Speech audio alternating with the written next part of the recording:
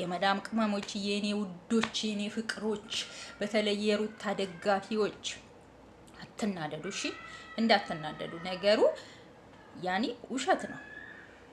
ሪሊ አብርሽና ሩታ አልተጣሉ ገብቷቸዋል በቃ ድራማ ነው ድራማ ሲሰሩ አንዳንዴ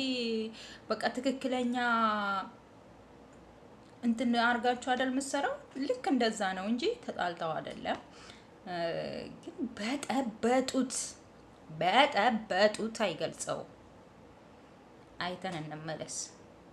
እንደ እርጎ ዝም ብለህ ጥልቅ አትበል እውነት ነው አቤላ ዝም ብለህ እንደ ዝርጎ ዝም ጥልቅ አትበል በሰው